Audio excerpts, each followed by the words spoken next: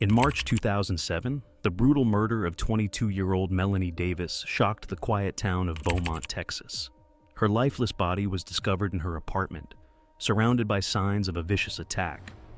As detectives dug deeper into the case, they uncovered a dark web of manipulation and deceit tied to her landlord, 55-year-old Walter Hayes, and his obsessive affair with Tiffany Marshall, a married tenant. In the months leading up to her death, Melanie's sharp curiosity and accidental discovery of their secret set off a chain of events that would unravel the lives of everyone involved, leading to a trial that would expose the sinister lengths one man would go to in order to protect his reputation. As the news of Melanie's death spread like wildfire through the quiet community of Beaumont, fear and speculation took hold. The tragedy hit particularly hard in the tight-knit neighborhood, where everyone seemed to know at least something about their neighbors. Melanie was no exception. Known for her quiet independence and her bright, infectious smile, she was the kind of young woman who left a lasting impression, even on those she barely knew. Her dream of becoming a writer was well known among her acquaintances, a fact that made her untimely death all the more haunting. To the world, Melanie appeared to be a woman with a bright future. But behind her reserved demeanor, there were pieces of her story no one had yet put together. Detective Linda Lopez, a seasoned investigator with a reputation for her sharp instincts, was assigned to the case almost immediately. As she stepped into Melanie's modest apartment for the first time, the scene before her was chilling. The stark contrast between the mundane remnants of a young woman's life, books stacked neatly on the table, a half-finished mug of tea on the counter, and the gruesome evidence of violence painted a complex picture. It wasn't just a crime scene, it felt personal. Linda could sense it in the air. This wasn't random. Someone had wanted Melanie dead. The question was, who and why? March 8th, 2007. The first major lead came in when Walter Hayes, Melanie's landlord, was brought in for questioning. At 55, Walter had built a solid reputation in Beaumont. His rental properties were well maintained, and he was known for being reliable, if not particularly warm. To his tenants and neighbors, he was the definition of unremarkable, just another fixture in the community. But as Detective Lopez sat across from him in the interview room, she couldn't shake the feeling that there was more to Walter than met the eye. At first glance, Walter seemed composed, even cooperative. He answered her initial questions calmly, his tone measured and polite. He described Melanie as a quiet tenant, someone who kept to herself and never caused any trouble. She paid her rent on time, every time, he said, his eyes fixed on a spot just beyond Lopez's shoulder. We never really spoke much. But as the questioning continued, subtle cracks began to appear in Walter's demeanor. His eyes darted away when he spoke, and his hands fidgeted in his lap, a stark contrast to the air of quiet confidence he had projected at the start. There was something almost rehearsed about his responses, a careful construction that Lopez found hard to ignore. When she pressed him on, whether he had noticed anything unusual about Melanie in recent weeks, there was a brief pause. It was fleeting, almost imperceptible. But in that split second, Lopez saw something flicker in his eyes. Guilt? Fear? She couldn't quite place it, but it was enough to make her dig deeper. Walter's calm facade cracked further when Lopez asked about his whereabouts on the night of Melanie's death. His answer was straightforward. He'd been at home, as he usually was, alone. He explained that he had spent the evening watching television, offering up a program title as though it were proof. But there were no witnesses to corroborate his alibi, no one who could vouch for his story. As Lopez scribbled notes in her pad, she couldn't shake the nagging feeling that Walter knew more than he was letting on. Back at the station, the team began to comb through Walter's background. On the surface, his life was unremarkable, even boring. A bachelor who rarely ventured beyond the routine of his daily responsibilities, Walter had lived in Beaumont his entire life. But as they dug deeper, inconsistencies began to emerge. A neighbor mentioned seeing him near Melanie's apartment late at night, a few weeks before her death, though Walter hadn't mentioned it during questioning. Another former tenant described Walter as overly attentive, often finding excuses to stop by unannounced. The picture of a quiet, dependable landlord was beginning to crack, revealing shadows that Lopez knew she couldn't ignore. As the investigation deepened, so did the mystery. Was Walter hiding something? Or was he just another man caught in the crosshairs of suspicion? For Detective Lopez, the case was far from clear-cut. But one thing was certain: in the tight-knit community of Beaumont, the truth had a way of surfacing, and she was determined to uncover it. It was then that Lopez began to dig deeper into Walter's life. She learned about his quiet relationship with his tenants, his way of keeping things orderly, and his somewhat secretive nature. But as she continued, she began to uncover a darker side to Walter. He had been having an affair with Tiffany Marshall, a tenant living just 2 floors above Melanie. Tiffany was 35, married to Nathan Marshall, a businessman who worked long hours, often leaving his wife alone for days at a time. Walter's affair with Tiffany had been going on for over a year. It started as something simple, a few stolen moments here and there, but over time, it became something more. Walter, ever the manipulator, slowly began to control Tiffany, using his power over her living situation and her feelings for him to tighten his grip. Tiffany was a woman trapped in a loveless marriage with Nathan, and Walter had preyed upon her loneliness. But it wasn't just about the affair. It was about control. Walter wasn't just sleeping with Tiffany, he was bending her will, ensuring that she was too entangled to escape. March 8th, 2007, later that evening. Melanie had stumbled upon something she shouldn't have. It was late in the evening when she overheard Tiffany and Walter arguing in the hallway just outside her apartment door. Melanie, who had always been the curious type, couldn't help but overhear fragments of their heated conversation. From the few words she caught, she quickly pieced together that there was more to Tiffany and Walter's relationship than anyone had guessed. She heard Walter's voice, low but sharp, telling Tiffany she needed to stay quiet about what was going on, reminding her of how much he had done for her and how easily he could ruin her life if she exposed their secret. Tiffany's voice was trembling, pleading, but Melanie couldn't hear enough to understand why she sounded so broken. Melanie didn't think much of it at first, just a lover's quarrel between 2 people she barely knew. But as the days went on, she couldn't shake the feeling that there was something deeper at play, something dangerous.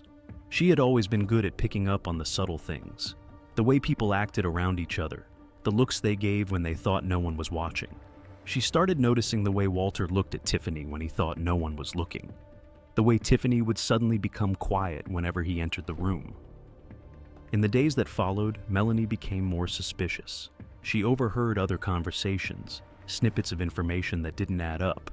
She realized the truth. Walter had been manipulating Tiffany, playing both the loving, charismatic landlord and the lover with a hold over her. Tiffany, a woman who seemed to be on the brink of emotional collapse, had no one to turn to but Walter. The more Melanie learned, the more she became convinced that this wasn't just an affair. This was a game of power, a twisted manipulation that Walter had been playing for far too long. He had power over Tiffany's life, her home, her marriage. And now, she realized, he had power over hers as well. Melanie wasn't just an innocent bystander. She had become a threat to Walter's carefully constructed world, the one that depended on secrecy and control. Walter could feel it too. His world was beginning to slip.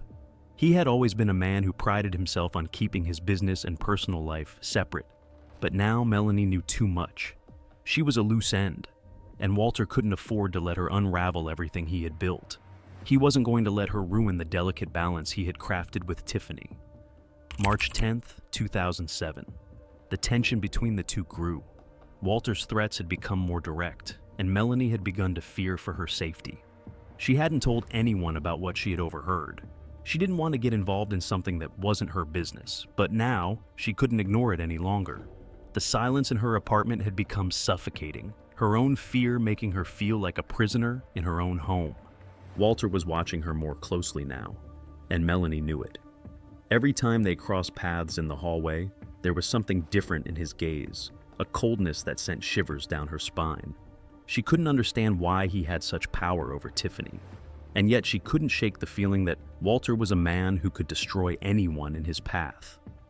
Melanie, still not fully understanding the extent of the danger she was in, tried to distance herself. She focused on her writing, keeping her head down, hoping that if she didn't get involved, Walter would let her be. But the thought that she knew too much, that she was too close to the truth, lingered in her mind like a dark cloud. March 11th, 2007. Walter decided that the risk of leaving Melanie alive was too great. His hold on Tiffany was slipping, and now he feared the truth coming out. What would happen if Melanie spoke to someone? If she told Nathan? The consequences would be devastating for him. There could be no turning back. That evening, Walter visited Melanie's apartment. He knocked on her door, his calm demeanor masking the storm within. Melanie, startled by the unexpected visit, opened the door, her heart racing. Walter's smile was tight, his eyes colder than she had ever seen before. And as the door creaked open, Walter knew it was time to act. March 12th, 2007. When Melanie's body was discovered, the police knew immediately that Walter was involved. His carefully crafted facade had cracked, and the truth was about to come to light. The emotional weight of Melanie's life, her curiosity, and her tragic death would ripple through the lives of those around her, forever changing everything. Melanie had come to Beaumont hoping to find peace and inspiration for her writing. She was an aspiring author, but the quiet town had turned out to be more complicated than she had anticipated. Melanie had a few friends, but mostly kept to herself, focused on her writing and living a life of simplicity. She had met Jack Collins, a local mechanic, and their relationship had blossomed, though recently it had started to unravel. Jack, a rough but caring man, was concerned that Melanie had become consumed by her work, leaving him to feel like an afterthought. Their relationship had been on the rocks, but Jack still cared deeply for her, unaware that the real danger Melanie was facing had nothing to do with him. Detective Linda Lopez, who had been investigating in Beaumont for years, stepped into Melanie's apartment. The sight before her was haunting, but Linda had learned over the years that her job wasn't just about what happened. It was about understanding why it happened. And in this case, the why wasn't hard to figure out. This wasn't just a senseless murder. This was a crime fueled by fear, secrets, and a need for control. Linda knew that someone close to Melanie had orchestrated this crime. The question was, who? March 8th, 2007. As the investigation progressed, Detective Lopez began to turn her focus on the people who had interacted with Melanie in the days leading up to her death. Her neighbors, who had only a passing acquaintance with the victim, seemed to know little about her life. But there was one person who stood out: Walter Hayes, the landlord of the apartment complex where Melanie lived. Walter Hayes had lived in Beaumont for most of his 55 years. To the outside world, he was the model of professionalism: polite, reserved, and reliable. He kept his properties in excellent condition, was well respected in the community, and had a reputation as a man who could be trusted. He was the kind of person people spoke highly of, perhaps even a bit too highly. When people spoke of Walter, they often mentioned how dependable he was, how he kept to himself, how he was the quiet backbone of the neighborhood. But as Detective Lopez questioned Walter, she sensed something wasn't right. His responses were too smooth, too practiced. He claimed that Melanie was just another tenant, someone he barely knew. Yet his body language spoke a different story. His eyes darted nervously when certain topics were mentioned, and his voice trembled slightly whenever Melanie's name came up. He had an answer for everything, but Lopez could feel the cracks beneath his calm exterior. The investigation quickly uncovered more about Walter's life. He wasn't just a landlord. He had been hiding something far darker. Tiffany Marshall, a 35-year-old woman who lived in the same building, had become a significant part of Walter's life. She was married to Nathan Marshall, a businessman who traveled frequently for work, leaving Tiffany feeling isolated. Tiffany had once been the ideal wife, elegant, poised, the picture of high society life. But over the years, her marriage had begun to unravel. Walter had become her confidant, her lover, and over time, he had manipulated her into believing that she couldn't escape him. Their affair, which had started as a brief escape for Tiffany, had turned into something far more controlling. Walter had learned how to weave his way into her life, and soon, Tiffany was no longer just his lover. She was someone he could control. The affair had started in a moment of weakness for Tiffany, but as the months passed, it had become an anchor she couldn't break free from. She felt trapped, caught between the love she still had for her husband and the fear of Walter, who now controlled not just her body, but her every move. The deeper Lopez dug, the more she realized that Walter's power over Tiffany was far-reaching. She discovered that Walter wasn't just using his charm to manipulate Tiffany. He had been blackmailing her. He had promised her that if she ever tried to end the affair or expose him, he would ruin her life, destroy her marriage, and leave her with nothing. The weight of this fear had kept Tiffany silent, but the pressure was beginning to show. March 9th, 2007. On the morning of March 9th, Detective Lopez questioned Tiffany.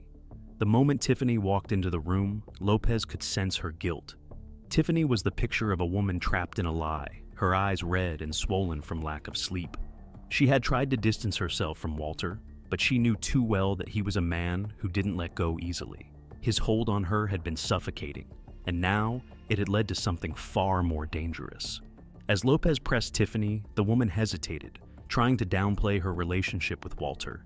But as Lopez revealed more details of the affair, Tiffany's facade began to crack. She finally confessed, explaining how Walter had manipulated her, using her fear of losing everything as leverage. The affair, which had once been a source of excitement, had turned into a desperate need to escape a suffocating marriage. But as she stood there, recounting the details of her betrayal, Tiffany knew that she could never undo the damage she had caused. The affair, the lies, and now, the murder. Tiffany's confession was a pivotal moment in the investigation.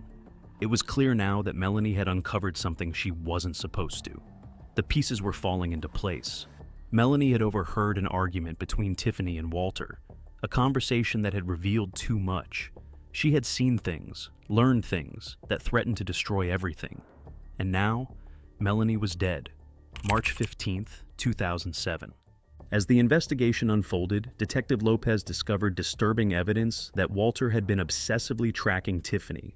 He had kept letters, photographs, and other mementos that detailed their affair. But what was most chilling was the realization that Walter had known exactly what Melanie had discovered. He had been monitoring her, watching her closely, and when he realized she knew too much, he made his move. The truth was finally clear. Walter had murdered Melanie to protect himself. The affair wasn't just a personal matter, it had become a means of controlling Tiffany, and Melanie's discovery had jeopardized everything. Walter couldn't afford to let her live, and so he had silenced her. March 20th, 2007. With the mounting evidence, Detective Lopez arrested Walter Hayes. As he was led away in handcuffs, his calm demeanor cracked. He tried to maintain his innocence, denying any involvement in Melanie's death. But the evidence against him was overwhelming. The pieces of the puzzle fit together perfectly, and it was clear that Walter had been orchestrating everything from the start. The town of Beaumont, once revering Walter for his quiet professionalism, was now reeling from the shocking truth. The man they had trusted had been hiding dark secrets all along. The emotional toll on everyone involved was undeniable. Tiffany, caught between her guilt and loyalty to her husband, was left to confront the consequences of her choices. Nathan, oblivious to the affair until now, was devastated by the betrayal. And Jack, Melanie's boyfriend, was left questioning everything he thought he knew about the woman he had loved. As the trial approached, the media coverage began to intensify. But even behind bars, Walter wasn't done playing the game. He had started to manipulate the narrative, pulling strings and trying to control how the story would unfold. He knew that if he played his cards right, he might just slip through the cracks again. But for Tiffany, the weight of her choices was becoming unbearable. She had lost everything: her marriage, her self-respect, and now, the life of an innocent woman. As she walked away from the courthouse, she wondered if she would ever escape the shadow of Walter Hayes. The secret she had kept for so long had led to destruction, and now she was left to live with the consequences. As April 14, 2007 loomed, the day Walter Hayes' trial was set to begin, Detective Linda Lopez worked with a relentless determination to ensure justice for Melanie Davis. For weeks, she had combed through evidence, re-interviewed witnesses, and pieced together a narrative that could stand up to the scrutiny of the courtroom. But the pressure was mounting. The case had become a media sensation, casting a spotlight on her every move. Reporters dissected every new revelation, while the high-profile nature of the trial turned Walter into a household name. His quiet demeanor and manipulative charm added another layer of complexity, making her task even more daunting. When the trial finally began, the courthouse became the center of a spectacle. Crowds gathered outside, cameras flashed, and whispers filled the packed courtroom as Walter Hayes entered. His calm, stoic expression hadn't changed since the day of his arrest. Flanked by his defense attorneys, he sat at the table with an air of composure, as though he were a spectator rather than the accused. Across the aisle, the prosecution, led by Assistant District Attorney Karen Mitchell, began laying out their case. The evidence against Walter was overwhelming. The prosecution revealed letters and photographs that painted a disturbing picture of his obsession with Tiffany Blake, a former tenant with whom he'd had a brief affair. The letters showed a man consumed by jealousy and control, his fixation escalating in the months leading to Melanie's murder. There were also the threatening messages sent to Melanie in the days before her death, evidence of a growing desperation to silence her before she exposed his secrets. And then there was Walter's alibi, riddled with inconsistencies and contradicted by witness testimony. ADA Mitchell meticulously connected the dots, presenting Walter as a man whose seemingly respectable life was built on a foundation of lies and manipulation. According to the prosecution, Melanie had discovered something, perhaps about his obsession with Tiffany or his illicit activities as a landlord, and Walter had killed her to keep the truth from coming out. But Walter's defense team came prepared. Led by the charismatic and sharp-tongued attorney Michael Harland, they attacked the prosecution's case at every turn. Harland questioned the integrity of the evidence, pointing out gaps in the timeline and suggesting that the police had rushed to judgment. He argued that Tiffany's testimony was unreliable, painting her as an emotionally unstable woman with a history of poor decisions. And in a bold move, the defense cast suspicion on Jack Collins, Melanie's boyfriend, suggesting he had both motive and opportunity to commit the crime. It was a classic strategy: plant seeds of doubt and make the jury second-guess everything. For Tiffany, the trial was nothing short of a nightmare. Every mention of her name felt like a dagger. Every sideways glance from the jury, a judgment on her life. As the defense dissected her past, dredging up her affair with Walter and her troubled marriage, she felt as though she were on trial herself. She sat quietly in the gallery, avoiding eye contact, the weight of her decisions pressing down on her. She knew her involvement with Walter had set a chain of events into motion, one that had cost Melanie her life. The guilt was suffocating. Behind the scenes, Walter was still working to manipulate the outcome. From his jail cell, he managed to reach out to people who could help his case. Old friends, former tenants, even casual acquaintances were convinced to testify on his behalf, or spread rumors that might sway public opinion. Walter's charm and cunning had always been his greatest weapons, and even as the walls closed in, he wielded them with precision. The trial dragged on for weeks, a tense and bitter battle between prosecution and defense. The jury was left to sift through a mountain of evidence and conflicting narratives. When deliberations began, the weight of the case was palpable. For days, the jurors debated, their decision clouded by the defense's strategic doubt-casting. Finally, on May 10, 2007, after weeks of emotional testimony, conflicting evidence, and relentless arguments from both sides, the verdict was read. The courtroom was filled with a tense silence, broken only by the sound of the foreperson's voice. We, the jury, find the defendant, Walter Hayes, guilty of first-degree murder. The weight of those words rippled through the room, met by gasps from the spectators and quiet sobs from Melanie's family. Across the courtroom, Walter Hayes sat still, his usually calm demeanor faltering for the first time. His lips tightened, and his eyes darted around the room as if searching for an escape. When the judge pronounced his sentence, life in prison without the possibility of parole, Walter's composure finally cracked. The faintest tremor crossed his face, and his confident posture sagged under the weight of the realization. This was the end of the line. As he was led away in handcuffs, the once respected landlord, now just another convicted killer, the enormity of his crimes seemed to dawn on him. The whispers of the crowd followed him as he disappeared through the side door, leaving behind a legacy of pain and betrayal that would haunt Beaumont for years to come. For Tiffany, the trial's conclusion offered no closure. As she stepped out of the courthouse into the unforgiving sunlight, she felt no sense of victory, only a hollow emptiness. Her affair with Walter Hayes had unraveled her entire life, leaving her marriage in shambles and her reputation irreparably damaged. But none of that compared to the crushing guilt she carried, the knowledge that her relationship with Walter had been the spark that set the chain of events in motion, ultimately leading to Melanie's death. It was a burden she knew she would carry for the rest of her life, a constant reminder of the irreversible consequences of her choices. The trial might have been over, but the damage it left behind was far-reaching. Beaumont, a once quiet town where people left their doors unlocked and trusted their neighbors, had been forever changed. Melanie's death and the revelations about Walter Hayes' crimes had torn open the fabric of the community, exposing the lies and secrets hidden beneath its surface. Trust was shattered, relationships were strained, and the haunting memory of what had happened served as a grim warning. For Melanie's family, the guilty verdict was bittersweet. Justice had been served, but it could never bring back the bright, talented young woman who had been taken from them. Her mother spoke to reporters outside the courthouse, her voice breaking as she said, "We're grateful for the verdict, but it doesn't make the pain go away. We'll never stop missing Melanie." Walter's name became synonymous with betrayal and cruelty, and his story served as a reminder of the depths of human deception and the lengths some will go to protect their secrets. His crimes, and the trial that followed, would become a dark chapter in Beaumont's history, one that its residents would struggle to forget. If you're captivated by stories like this, make sure to like and subscribe for daily updates. And don't miss our next chilling case, the shocking story of a newlywed wife beaten to death on her Hawaii honeymoon. Let us know your thoughts on this case in the comments below. We want to hear what you think.